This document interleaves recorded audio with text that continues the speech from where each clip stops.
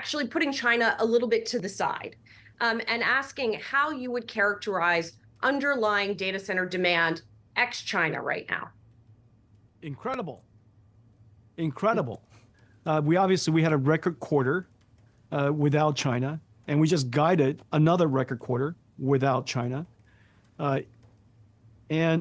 So the fundamentals are this. One, we're in the second generation of our Blackwell architecture. Blackwell is revolutionary. It's got this new NVLink 72 rack scale computer. The entire rack is one computer, not a whole bunch of computer nodes connected together, but it's one connected supercomputer. And it came just in time because of this agentic AI technology that has emerged in the last year or so, which causes the AI to be able to think. It can think, it could do a plan, it could reason, does research, use tools. It could, use a web browser. It could use Excel. It could use SAP. It could use ServiceNow, and it could use all of these tools to solve problems, work with other agents, for example. So the amount of computation has gone through the roof. And meanwhile, all of these AI native companies are coming up with all these exciting new applications. At NVIDIA, we use Cursor. It's our AI programmer.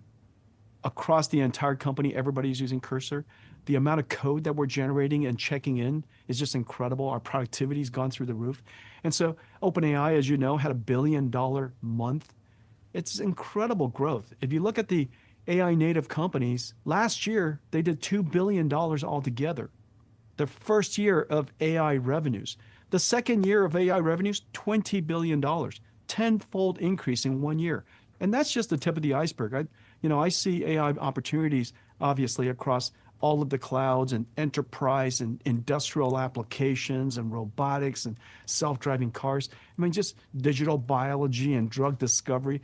We just see that just AI is just deploying everywhere.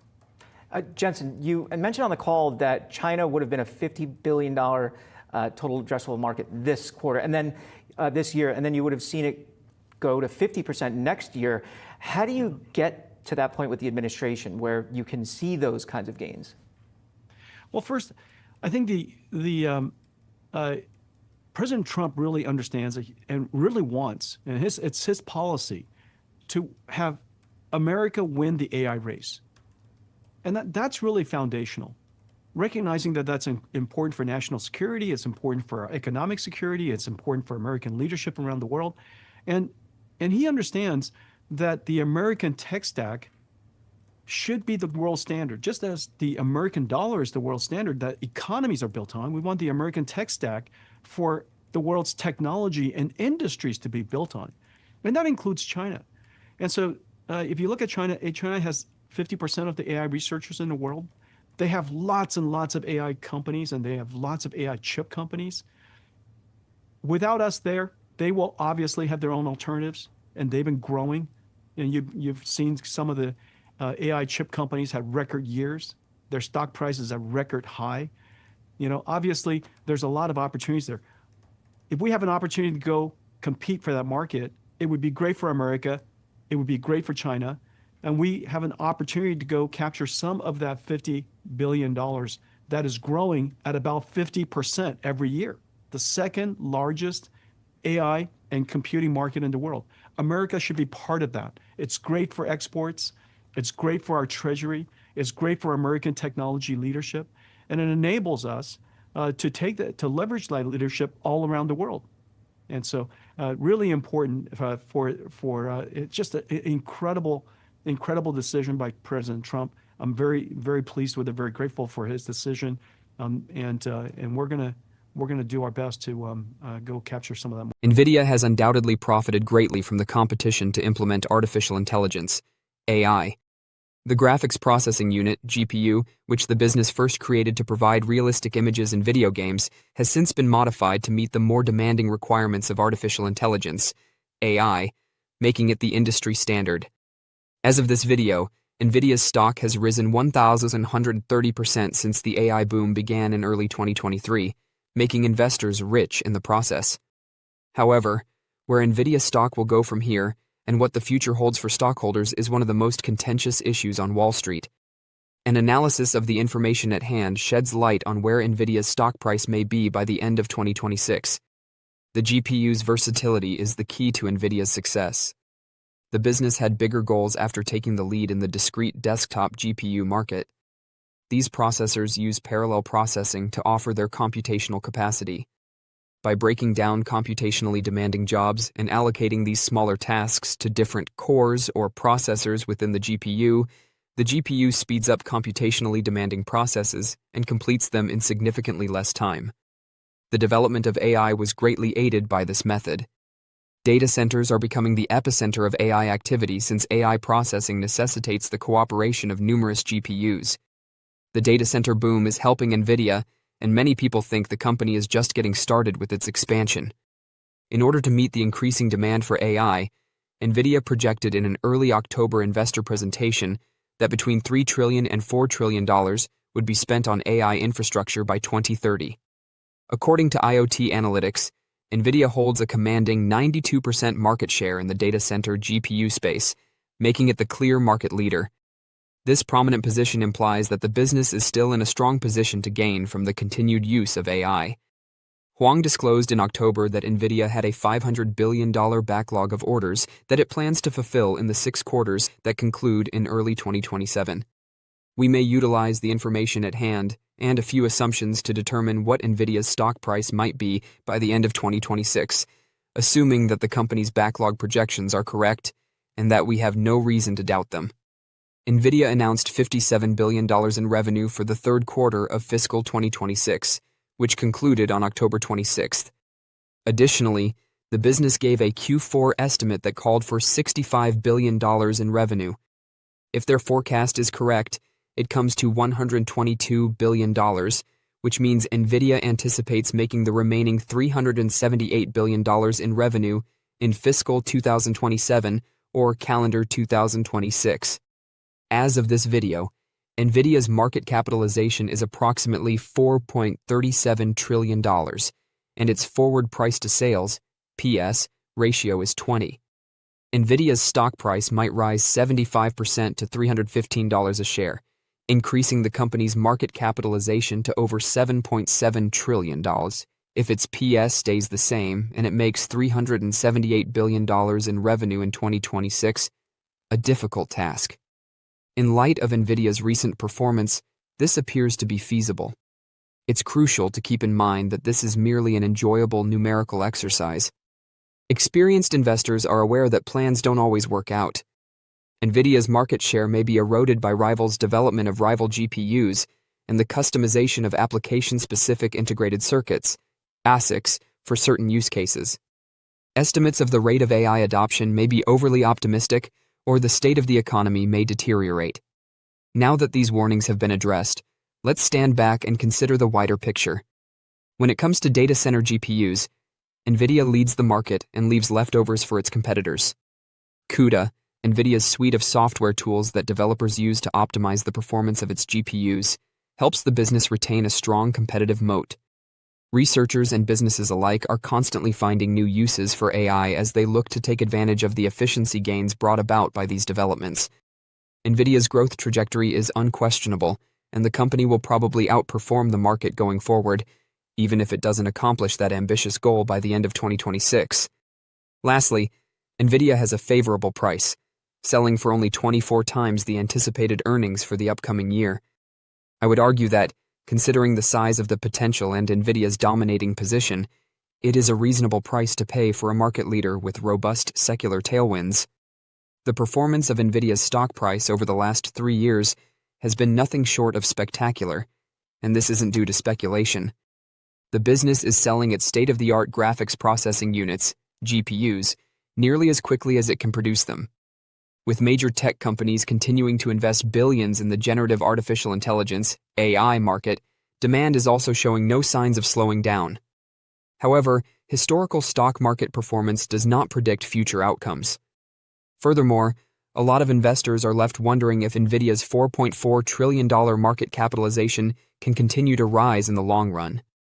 To determine what the future might bring, let's talk about the stock's advantages and disadvantages.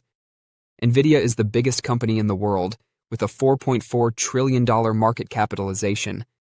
Nevertheless, it continues to grow at such a rapid pace that it is comparable to a startup. The company's remarkable business momentum is highlighted by its third-quarter earnings. The data center division, where the company sells its most cutting-edge GPUs, such Blackwell for training and executing AI algorithms, saw a 62% year-over-year increase in sales to $57 billion. By providing frequent updates, management hopes to keep things moving forward. Additionally, they unveiled Rubin, a next-generation GPU intended to more quickly and effectively manage the intricacies of AI movie creation, in September. The anticipated release of this new product at the end of 2026 could lead to further expansion in 2027 and 2028. Because it has combined its technology with CUDA, a programming and software solution created to enable it realize its full potential, Nvidia has a strong economic moat. Even if they catch up on raw technical statistics, switching to alternatives is expensive and challenging because many businesses and developers are already familiar with CUDA.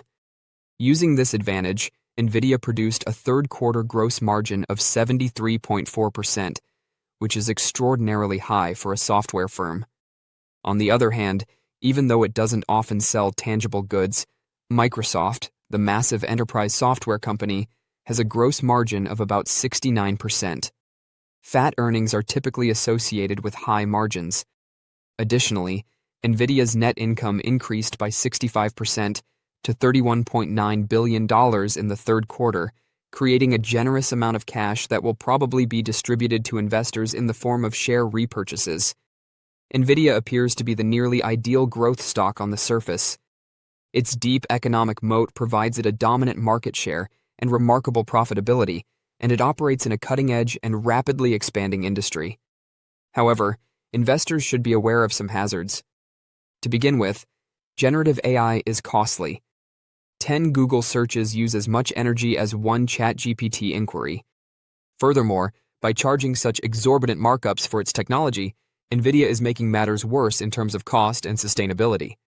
As a result, market leaders like ChatGPT are spending enormous sums of money on their large language models, LLMs, that interact with consumers.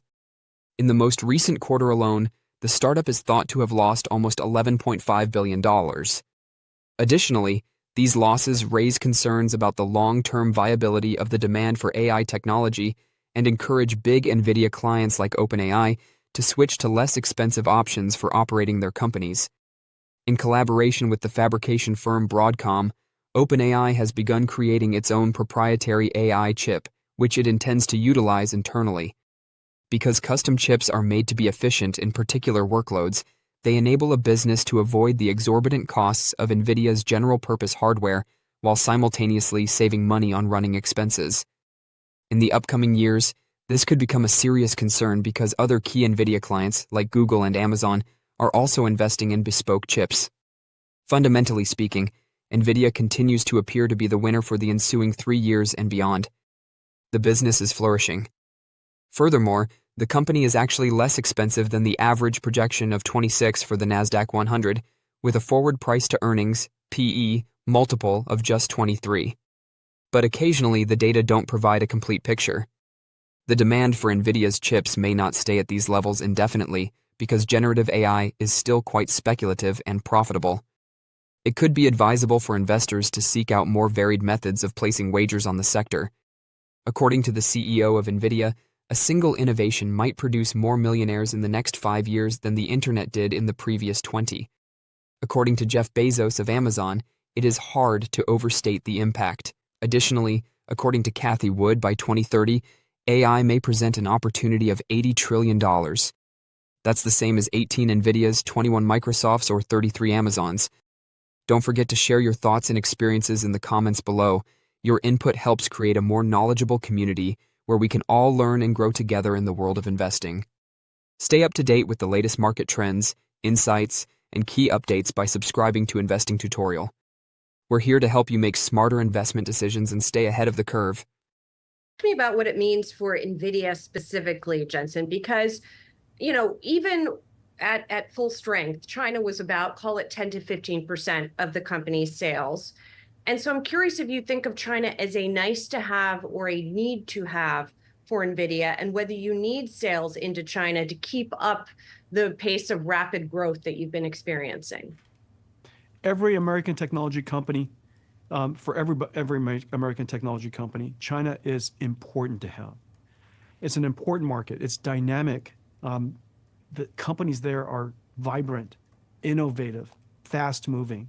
That's one of the fastest growing technology markets in the world. The technologies that are used there, the services that are created there, the open source models. China builds most of the world's open source models today. And DeepSeek, of course, we've spoken about before, really important model. Q1 from Alibaba, really excellent. Kimi is excellent. Moonshot's model is excellent. There's a whole bunch of really excellent models. Another one just came out, a Seed from ByteDance, really excellent.